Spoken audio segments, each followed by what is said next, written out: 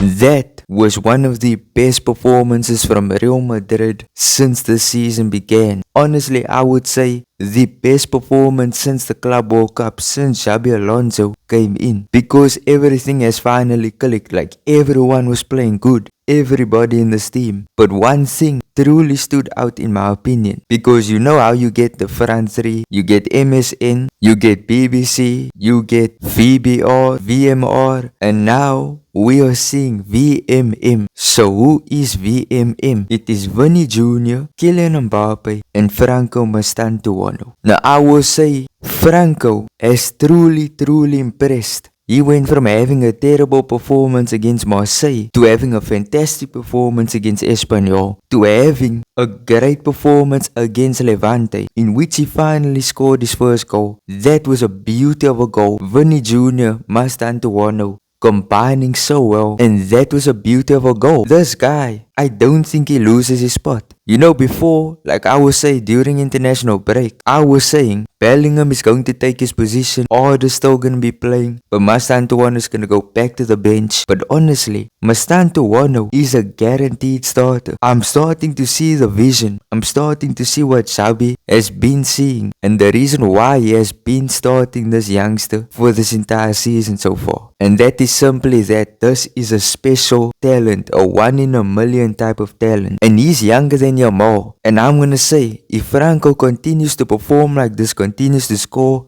continues to assist, we are going to have conversations about him winning the Copa Trophy that Yamal won yesterday. We can have conversations about him winning it next year. And now it's finally starting to make sense why there was such a big fuss about this transfer, why PSG and teams like that were interested in him. It finally makes sense, because this guy is in fact built for the stage. And obviously he's not gonna be very consistent, he's not gonna have good performances every single game, but this is why Xabi is playing him, so that he can get experience and adapt in the system. Because if he adapts in the system, he's gonna cook. So that makes him the right wing position of the front three. And this used to be Rodrygo's position, but you know what, I'm not gonna make excuses for Rodrygo. It is what it is, it's his own choice. You know, I've been thinking Xabi's benching him because maybe Xabi doesn't like him, maybe he doesn't like his playstyle. But no, Rodrygo himself says he doesn't want to play right wing, he wants to play left wing, which automatically means he's gonna have to compete with Vinicius Jr. And speaking about him, he is the second part of this trio. He is the left winger, and he had his best performance since the Club World Cup. And it kind of reminded me of old Vini Jr. Matter of fact, later in the match, he almost recreated his Levante goal in 2021, but he did miss it. But either way, this guy was so good in the game, he was so impressive, and he was the man of the match. It's either this guy only plays good against Levante, or he's genuinely back to his best form. So we have Mastantuono who scored 1 goal, then we have Vini Jr. who scored 1 goal and assisted Mastantuono's goal. And then we move on to the main man, the striker, the number 10, Kylian Mbappe. He completes this trio. He scored 2 goals. Honestly, didn't have a great performance, but his penalty, he won that penalty, scored that penalty, and it was a clear penalty. I don't want to hear anyone argue, and anyone who does argue is just a hater. But then, just 2 minutes later, Mbappe gets a chance. Arda Guler puts in a beautiful pass. Kylian Mbappe gets onto, goes past the keeper, scores, and this is the biggest scoreline that Xabi Alonso's Real Madrid have won by. But the team is starting to adapt, it's very clear.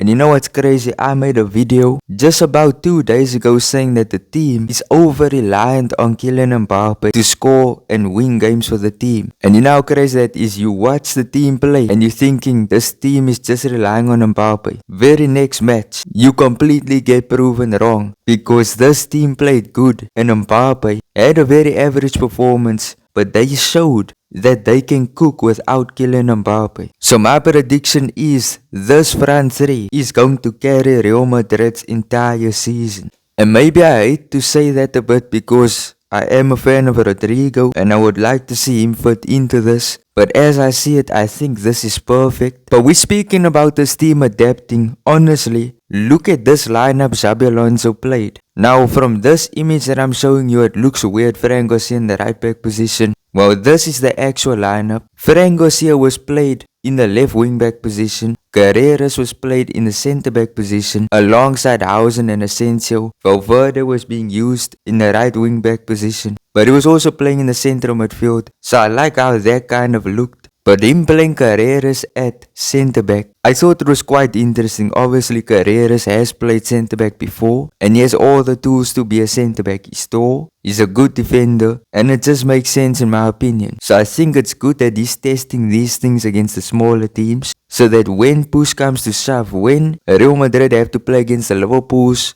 the Cities, the Barcelonas, and injuries happen, then because of his testing of all these things, due to the versatility of the players, they will fall in for the injured players or suspended players. Honestly, I'm going to make a very weird comparison that many of you guys might be upset about or just flat out disagree, but I think the way Xabi Alonso is handling the team kind of reminds me of a good version of how Rafa Benitez tried to handle Real Madrid back in 2015, in which he tries all these different systems, tries to play players in different positions. It kind of reminds me of it, but of course, it didn't work out for Benitez, but I think it will work out for Xabi, but at the end of the day, we don't know. So we move on from that now and we speak about all of the other players. The first player I want to talk about is Guler. Guler, honestly, in this game, I thought he had a very decent performance. His defensive work was good in this game, like it's honestly improving at a massive scale. Not to mention his assist for Mbappe,